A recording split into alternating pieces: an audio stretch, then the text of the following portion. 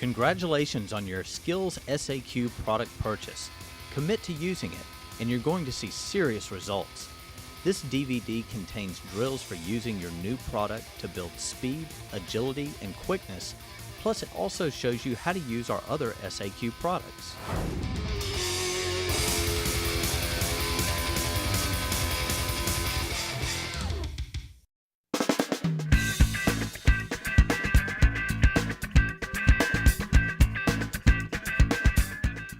Have you ever wondered why athletes on the sideline don't have big soft couches to sit on when they're not playing?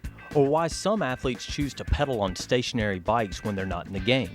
The answer is that athletes on the sideline don't want to get too relaxed or cool off too much before the coach throws them back in the action. Athletes want to stay loose and keep their core temperature raised in order to perform at their best. The same is true for practice. Athletes don't just walk out on the practice field and begin moving at full speed. There must be a period of warming up. And since the amount of time available for practice is often stretched thin, the time allotted for warming up must be as productive as possible. A dynamic warm-up requires the athlete to bounce around, creatively stretch their muscles, exercise balance and body control, and reinforce specific forms of proper movement technique. This type of warm-up routine also awakens an athlete's mind for the upcoming workout. By conducting a better warm-up routine, you will accomplish more in your practices and be better prepared for your games. So don't begin your next practice by sitting your athletes on the ground. Instead, kick it off by implementing a handful of the following drills on this video. To loosen the upper body, athletes will perform arm circles. In this exercise, the athlete will circle their arms from front to back, flexing all the muscles in their upper body and trying to keep their elbows together as long as possible. Athletes should progress forward slowly enough to complete about 4 to 5 circles in a 10-yard distance.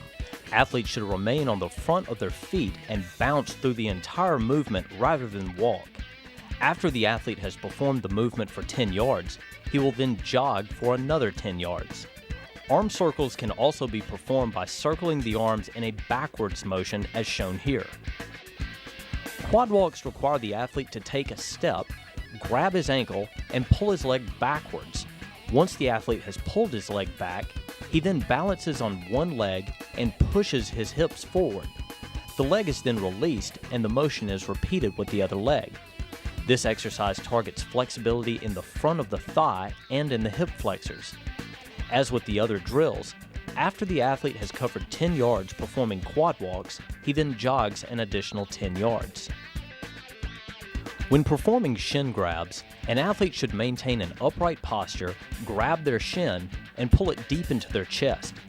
Pulling the body into this position and then holding the position for a second requires tremendous flexibility and body control. As athletes hold this position, they should also aim to support all of their weight on the front of their foot and not on their heel. After pausing at the top of the motion, the athlete will release their leg, step forward with it, and then repeat with the other leg. Russian walks target hamstring flexibility, and athletes should keep their legs straight at all times during this drill. As one leg kicks straight in front of the body, the other leg should remain straight and the athlete should maintain an upright posture. The athlete should aim to kick as high as possible, but not at the expense of bending the knee. As the athlete walks, his arms should be extended with his hands above his head. When the leg is fully extended in front of the body, the athlete will reach out and touch his toes with the opposite hand. Notice that the leg kicks out straight in front of the athlete's body and that the hand reaches over and touches the leg. Athletes should avoid doing the exact opposite and kicking the leg across the body, because this is more likely to cause the athlete to twist away from the direction they are trying to travel. As a good habit, athletes should always focus on keeping their nose, shoulders, and hips pointed at their desired destination. A skip simply involves pushing off the ground with one foot and then landing on that same foot. This is a very basic movement, but a startling number of athletes have trouble doing it. A-skips focus on rhythm and correct sprint angles. Key points to a successful A-skip include an upright posture, 90-degree bend at the elbows, thighs brought parallel with the ground, and toes pulled towards the shins. It is important that an athlete be able to smoothly perform the rhythmic motion of A-skips because it mimics much of the positioning needed for high-speed, efficient sprinting. After performing A-skips for 10 yards, the athlete then jogs freely for another 10 yards. The backwards open hip skip focuses on rhythm and aims to loosen the hips and groin. Here the athlete will lift their thigh parallel to the ground in front of their body and then rotate it open as they step backwards. As the athlete steps backwards, they should imagine that they are stepping over a small hurdle. As with all speed training exercises, athletes should keep all of their weight on the front of their foot and keep their heels off the ground. By keeping their weight on the front of their feet, athletes will more easily fall into a rhythm that allows them to smoothly perform this challenging exercise. Over and under the fence is an exercise designed to loosen the hips and groin for lateral movement and change of direction speed. This exercise is performed by stepping laterally over an imaginary fence with both legs and then sliding under another imaginary fence. Note that the athlete's feet never cross at any point during this drill. As athletes step over the imaginary fence, they aim to step as high as possible, thus striving for maximum range of motion in the hips. Similarly, as the athlete slides under the imaginary fence, they should step as wide as possible and sink as low as possible to fully stretch the groin and hamstrings. When performing the lunge and twist, the athlete will step forward with his right leg and sink down until the opposite knee comes within about an inch of the ground. Once in the lunge position, the athlete will rotate his left elbow towards his right knee. This is an unstable position requiring strength, flexibility, and balance. From this position, the athlete will step through with the left leg all the way from the trail position to the lunge position. This should all be done in one motion, and additional steps should not be taken in between. The inchworm begins by placing the athlete in the up position of a push-up. From here, the athlete walks his feet up towards his hands. The athlete should aim to keep his hands in contact with the ground while he is walking his feet forward. Once the athlete's feet make it to his hands, the athlete then walks his hands away from his feet until he ends up back in the starting position. This process continues until the athlete has covered 10 yards. Athletes should attempt to keep their hands flat on the ground during the entire repetition and to walk their feet all the way up to their hands without bending their knees.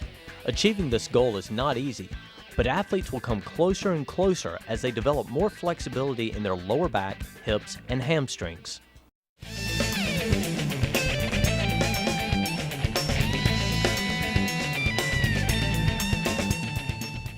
Speed and agility are not strictly something you're born with. They are skills, and like all skills, they can be learned.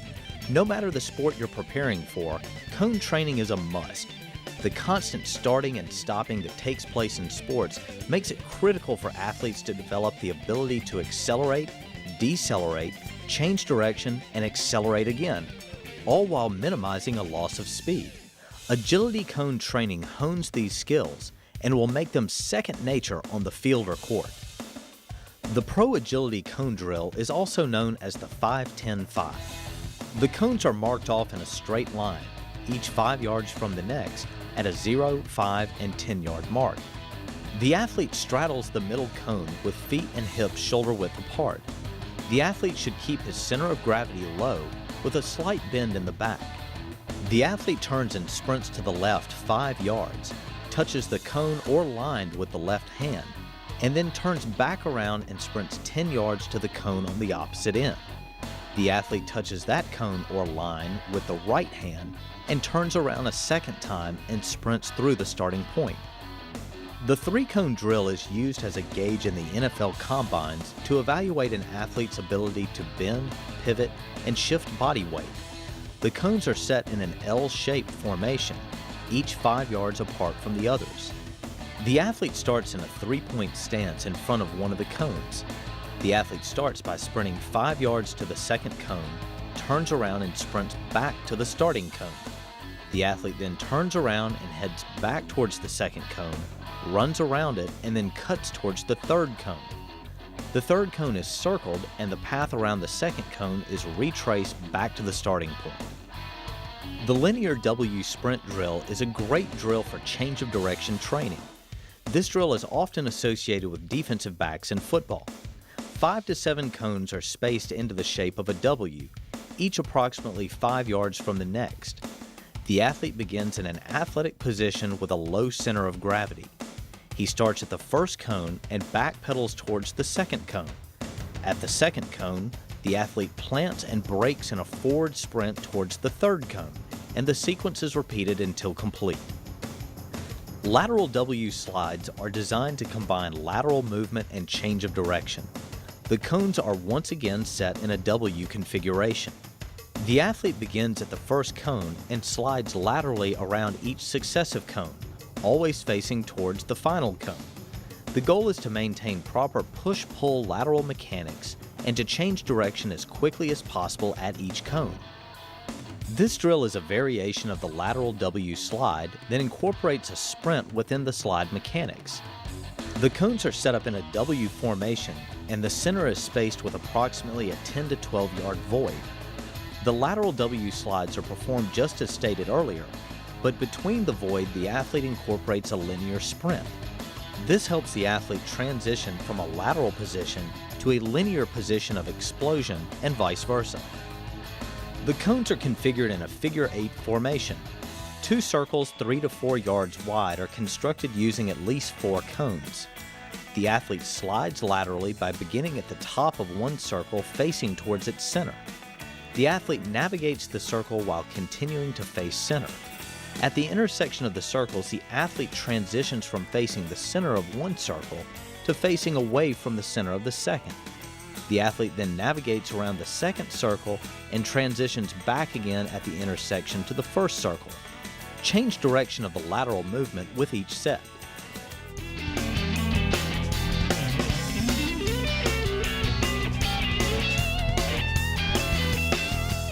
When you first see a mini or micro hurdle, it looks pretty simple, pretty tame.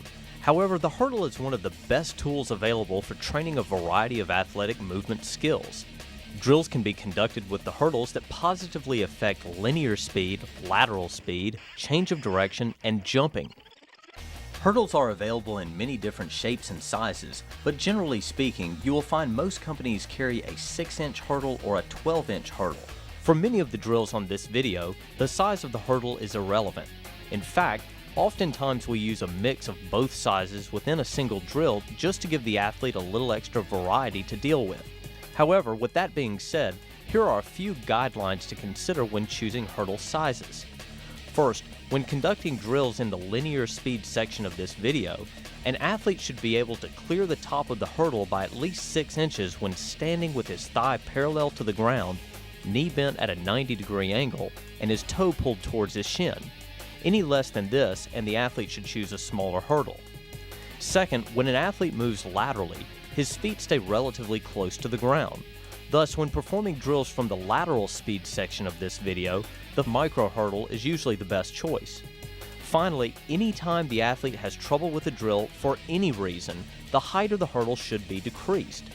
Oftentimes, the athlete begins to focus more on clearing the hurdle than the technique of the drill. When this happens, simply use a smaller hurdle or no hurdle at all until the athlete gets comfortable with the drill. This drill is called the sprint progression. It involves 3 levels and is designed to mimic the increase in stride length that takes place during a sprint. The first level of this drill requires 10 hurdles to be set up in a straight row. The distance between the hurdles should be equal to approximately 1 walking stride of the athlete. The athlete will choose one of his legs to be the lead leg and then will sprint through the hurdles. In other words, the athlete will always lead over each hurdle with the same leg. In this demonstration, the athlete is leading with his left leg. Even though it is not shown in this demonstration, equal repetitions should be performed leading with the right leg as well. When the athlete has become comfortable with level 1 of the sprint progression drill, he can then move on to level 2. This involves taking the final 7 hurdles and increasing their spacing to a distance equal to 2 walking strides of the athlete. The athlete now runs through the hurdles just the same as before, driving the knee of his lead leg over each hurdle, maintaining an upright posture, and keeping his upper body in rhythm with his lower body. However, when the athlete gets past the first 3 holes, he must now increase his stride length. Note that the athlete is not allowed any additional steps to get through the longer holes. The idea is for the athlete to smoothly transition from using short, quick strides in the first 3 holes to using medium-length, quick strides in the final 6 holes. The third and final level of the sprint progression drill involves taking the last 3 hurdles and increasing their spacing to a distance equal to 4 walking strides of the athlete. The same technique of sprinting through the hurdles and leading with the same leg applies in this configuration as well. The athlete now has 2 points where he must increase his stride length to keep up with the spacing of the hurdles. Just as in level 2, the athlete is not allowed any additional steps to get through the longer holes. The athlete's goal is to smoothly transition at each point the hurdle spacing increases and to pick up speed throughout the sprint. The athlete will know that he has performed a perfect repetition on this drill when he shoots out of the last hurdle at full speed. This drill is called front-back hops. Here the athlete stands facing a hurdle. The athlete hops over the hurdle with both feet so that he lands in a position where the hurdle is to his back. The athlete controls his body and then hops backwards in the same way. The goal is to perform a set number of hops in as little time as possible, or to perform a maximum number of hops in a set period of time. As an athlete becomes accustomed to the motion of front-back hops, he can then perform the drill on one leg. This slight variation requires a great deal more balance and body control by the athlete. Because athletes are less explosive off one leg than 2, a smaller hurdle or obstacle may be used on this variation. The hurdle maze is a fun drill that involves placing the hurdles in a twisted-looking configuration that the athlete must hop through with both feet. As the athlete hops through the hurdles, he always faces forward. This forces the athlete to perform hops to the front as well as to the left and right. The athlete should keep his feet together throughout the entire repetition and should aim to both leave the ground and strike the ground with both feet at the same time. The athlete's goal is to spend as little time on the ground as possible by quickly springing off the ground with each hop. When an athlete reaches top speed, the upward drive of the knee and total body rhythm are extremely important. This first drill is called the dead leg, and it targets these 2 components of top speed sprinting. To perform the dead leg drill, hurdles should be placed in a row with about 2 feet of separation between each hurdle. The athlete then stands at the first hurdle with one leg positioned inside the hurdles, this is the lead leg, and one leg positioned outside the hurdles, this is the dead leg. The athlete then steps over the first hurdle with his lead leg. The leg should be brought up to a position where the thigh is parallel to the ground, the knee is bent at 90 degrees, and the toe is pulled towards the shin. This is known as a sprinter's leg. The foot and knee should pass over the hurdle at the same time. The foot of the lead leg then claws down at the ground, strikes directly under the athlete's hips, and pulls the athlete forward. The dead leg remains in a straight, locked position and simply slides forward. Note that the athlete keeps his weight on the front of his foot on the dead leg, and that the dead leg is always in a position slightly behind the lead leg. The athlete should maintain an upright posture during this exercise and should allow his arms to fall into rhythm with his lower body. Since this drill essentially targets only one leg at a time, equal repetitions must be performed with both the right and left legs. The Icky Shuffle involves setting up the hurdles in a staggered configuration and so that all of their crossbars run in the same direction. The athlete begins to the left of the first hurdle and steps over it with his right leg, and then with his left leg. The athlete then steps to the outside of the second hurdle with his right leg, picks up his left leg, and steps to the inside of the second hurdle. The right foot is then brought to the inside of the second hurdle, and the pattern is repeated to the end of the hurdle configuration. This drill should start off slow until the athlete gets the rhythm. At that point, the athlete can speed it up and produce some rapid foot contacts. Lateral hops work the same way as front-back hops, except that the athlete is hopping laterally over the hurdle. Both feet should leave the ground and strike the ground at the same time on this exercise. Again, the focus is on quickness off the ground. As you have probably guessed, lateral hops can also be performed on one leg as well. Because single leg movements tend to be more difficult than double leg movements, we have substituted the 12-inch mini hurdle with a 5-inch micro hurdle in this drill. Remember that anytime single leg drills are being performed, An equal number of repetitions must be performed on the right and left legs. The dead leg isolates a single leg and teaches the motion the leg should go through when passing over a hurdle. This next drill takes that motion and allows the athlete to apply it while using both legs in a running motion. The hurdles remain in a straight row with about 3 feet of separation between them. The athlete performs this drill by starting 5 to 10 yards behind the first hurdle. The athlete should aim to maintain this lead-in sprint speed throughout the hurdle configuration. As the athlete runs through the hurdles, one leg will always lead over each hurdle and one leg will always trail over each hurdle. Equal repetitions will be performed with each leg serving as the lead. Each time the athlete steps over a hurdle, his leg should be in a sprinter's leg position, where his thigh is parallel to the ground, knee bent at 90 degrees, and toe pulled towards the shin. Again, all of the action with the leg takes place in front of the body, and the knee and foot should pass over the hurdle at the same time. An upright posture should be maintained throughout the sprint. The arms should fall into rhythm with the lower body, and all of the athlete's body weight should be on the front of his feet. Here the athlete begins by straddling the first hurdle. The athlete then hops in the air to the second hurdle and lands in a position where he is straddling that hurdle. The athlete should aim to spend as little time as possible on the ground and should spring off the ground as soon as he comes into contact with it. A low-to-the-ground, flat-back position should be maintained when performing this drill. Such positioning will help the athlete react more quickly off the ground and will condition the athlete to maintain this ready position at all times during